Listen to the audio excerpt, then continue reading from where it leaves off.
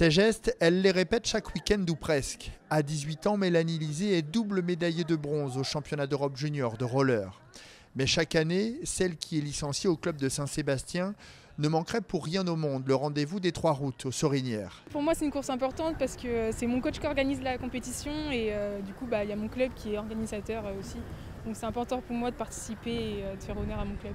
En fonction de son niveau, on peut venir plus pour s'amuser, participer, découvrir une grosse compétition dès le plus jeune âge. Donc voilà, chacun a son propre objectif, mais moi, je viens plus pour gagner, c'est sûr. Les 3 routes, une compétition de roller de vitesse inscrite au calendrier national de la Fédération française de roller sport.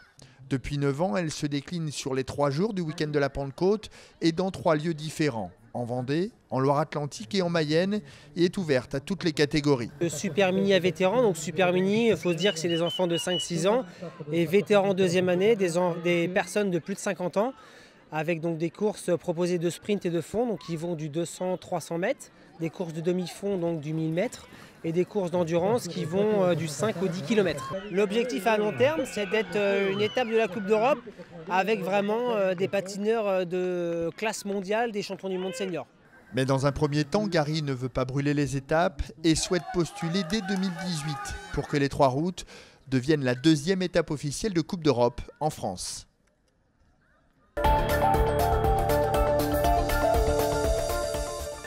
Ils ont sorti les nettoyeurs à haute pression, les laveuses ou encore les meuleuses. Depuis quelques jours, une quinzaine d'agents techniques sont mobilisés. Leur objectif, remettre à neuf certaines rues du centre. On va considérer une rue dans son ensemble, on va lister tout ce qui ne va pas et avec les équipes de la propreté et de la voirie combinées, eh bien, on va remettre cette rue à neuf et à plat plutôt que d'aller travailler ici et là. C'est une nouvelle méthode de travail. Une opération lancée à l'initiative de la mairie en partenariat avec les commerçants de la ville. Ils espèrent rendre le centre-ville plus attractif. Il faut être capable d'accueillir les personnes dans le centre-ville de Nantes, accueillir aussi nos touristes. Et ça passe aussi par la sécurité, par la propreté, par la dynamique de communication. C'est un ensemble de choses. Mais ce nettoyage en profondeur reste limité. Seules 6 rues piétonnes de l'hypercentre sont concernées. Toutes ont été choisies pour leur fréquentation assez élevée. Évidemment, en fonction du résultat et de ce qu'on pourra faire l'année prochaine, l'opération pourra effectivement être renouvelée sur d'autres rues, toujours avec un travail partenarial avec les commerçants. L'opération est minutieuse, il faudra donc attendre le 30 juin pour que tout soit nettoyé. Et cette propreté sera de courte durée. D'ici quelques mois, les pavés auront déjà retrouvé leur aspect sombre. On vient de manger un coup de poignard là. On vient de manger un coup de poignard. Monsieur, là je suis sous le choc là. Les dernières secondes auront été fatales à l'Hermine, menant encore de +8 à 4 minutes de la fin et +1 à 30 secondes du dernier quart-temps avec la possession de balle. Les basketteurs nantais ont craqué au plus mauvais moment. C'est une histoire de détail, on est en play-off, c'est les demi-finales. Ce sont des matchs serrés, on savait que ce serait forcément dur. On a le match en main, donc évidemment que ces 30 dernières secondes, on doit mieux les gérer que ça. 30 dernières secondes mal gérées qui anéantissent tout le travail effectué durant la partie. L'Hermine qui va mener rapidement au score est restée devant durant tout le match dans une salle Mangin-Beaulieu que l'on avait rarement vue aussi festive. C'est rageant parce que vraiment on n'avait jamais vu Mangin comme ça avec des gens debout. On voulait vraiment finir cette série chez nous, quoi.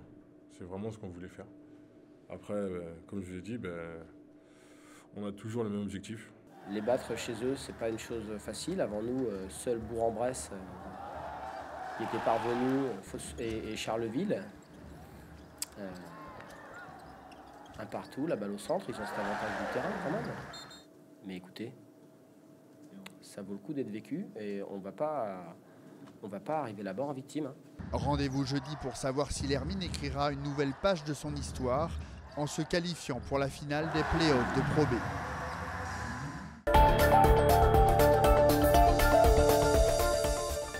L'histoire entre le FC Nantes et Sergio Conceição aura duré 6 mois. Mardi, l'entraîneur portugais a officiellement tourné le dos à la Maison Jaune. Via un communiqué, le club nantais l'a officialisé sur son site internet. Et les explications et les excuses de Conceição sur son compte Twitter n'atténueront pas la déception des supporters nantais. Mais désormais, à 3 semaines de la reprise, les dirigeants du FC Nantes doivent trouver son successeur en urgence. Après le travail effectué par Conceição, Valdemarquita souhaiterait se tourner vers un technicien au profil similaire. Un ancien joueur de renom, assez jeune et venant de l'étranger. Mais pour l'heure, les pistes sont nombreuses et aucun nom ne semble se détacher. Les prochaines heures ou les prochains jours devraient nous permettre d'en savoir un peu plus. Tout comme sur l'avenir de certains joueurs de l'effectif nantais. Avec l'ouverture du mercato d'été dès vendredi et jusqu'au 31 août, les mouvements vont pouvoir commencer. Seule certitude, un défenseur central nigérian et un international belge vont arriver à la Genolière.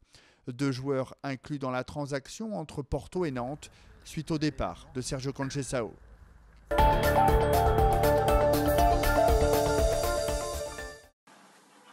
Devoir demander de l'aide pour boire, pour se frotter les yeux ou remettre ses lunettes, c'est le quotidien de Noémie Nolo. Mais en décembre dernier, cette jeune femme a eu la chance de tester un bras robotisé pendant quelques jours, un pur bonheur. Je peux pas le décrire parce que moi j'avais l'impression d'être libre. C'est des gestes qui peuvent paraître basiques. On se rend pas compte qu'on se frotte le nez, on se rend pas compte qu'on veut quelque chose, on tend le bras et point barre quoi. Et moi il faut que j'intellectualise tout pour le demander. Et là d'un coup c'est tout mon monde qui bascule parce que je vais le faire quoi, il n'y a aucun problème, je vais le faire. Ce bras permet à Noémie de manger seule, de trinquer avec ses amis et même de se maquiller. Mais cette liberté retrouvée a un prix, 35 000 €. Face à cette somme, cette Nantaise a donc décidé de lancer une cagnotte sur Internet. C'est pas évident de se mettre en avant et de dire aidez-moi, j'ai besoin d'argent. C'est une démarche qui n'est pas simple. Il y a un moment où je sais ce que je veux et j'ai besoin de ça et c'est pas un caprice. Chaque paiement est sécurisé, le montant est libre. Outre l'aspect financier, cet appel aux dons permet à Noémie de faire connaître ce type de robot. Ce que j'espère moi, c'est que ça se démocratise et que les générations qui viennent derrière, elles puissent acheter ça comme elles achètent un fauteuil. Après, un fauteuil, ça coûte 30 000 €. Un fauteuil comme j'ai là. Et je le change tous les 5 ans. Et ça choque personne. Donc, pourquoi pas un robot?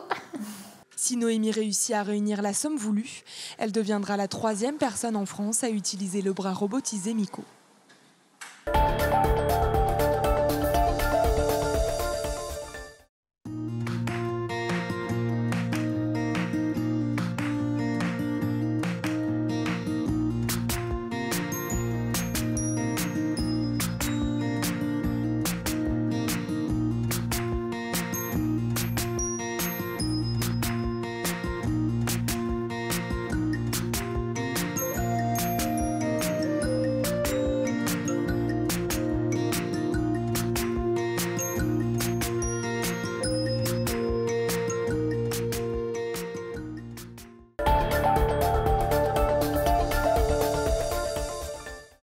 Un train fantôme, des jumelles hermaphrodites, un pompon des arts. Cette année encore, le collectif Yodel s'est amusé à concocter un parcours atypique et ludique à travers la ville. Une soirée d'ouverture festive donnant le coup d'envoi de la 6e édition du VAN, le voyage à Nantes. Comme chaque année, c'est vraiment de mettre une ville en mouvement et de mettre une ville en fête. Et c'est aussi évidemment l'ouverture de la nouvelle édition du Voyage à Nantes. Et cette année, pour la nuit du Voyage à Nantes 2017, c'est jouer sur les codes du tourisme et inviter les Nantais à rigoler avec nous et à s'en moquer, mais légèrement, quoi. C'est l'art du décalage, l'art du pas de côté. Et c'est vraiment toute une ville en fête de 17h à 4h du matin. Vous pourrez par exemple commencer par une garden party pas comme les autres au Jardin des Plantes, puis vous faire tirer le portrait par des peintres nantais grâce à la Maison Fumetti, profiter ensuite de Paris-Plage, dans les douves du château, pour ensuite pourquoi pas aller sous les nefs, voir le show de l'icône électropunk Peaches. Bref, il y en aura pour tous les goûts. On n'est pas dans des chapelles, c'est vraiment, c'est pas pour les branchés, c'est pas pour les jeunes, c'est vraiment pour tout le monde et c'est pas la langue de bois que de dire ça parce qu'on en est intimement convaincu à Yodel qu'on agit et qu'on fonctionne pour tous les Nantais. Durant cette nuit du voyage à Nantes, les musées nantais seront gratuits de 19 à 22h. L'occasion pourquoi pas de redécouvrir le musée d'art. Les plus couche-tard pourront également participer à la scénographie collective à la cantine du voyage, où 1000 lampes frontales seront distribuées pour une soirée animée par le label Maison Acide. Lancement des festivités le samedi 1er juillet à 17h.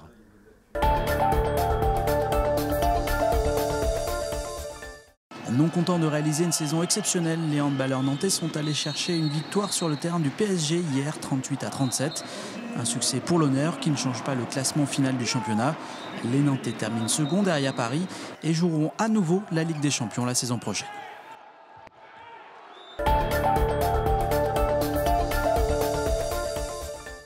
L'exploit de l'Hermine de Nantes, les basketteurs nantais se sont qualifiés hier soir pour la finale des playoffs de Pro B en battant Fos-sur-Mer sur son terrain 85-74. En finale, l'Hermine sera opposée à Boulazac, match aller en Dordogne lundi, avant un retour à Nantes jeudi. Les Nantais ne sont plus qu'à 2 matchs d'une accession en Pro A qui serait historique.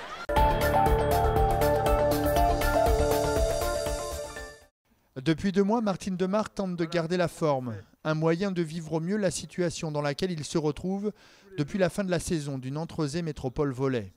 Après 8 années passées sur le banc du club nantes-roséen, il ne comprend toujours pas le traitement dont il fait l'objet de la part de ses dirigeants.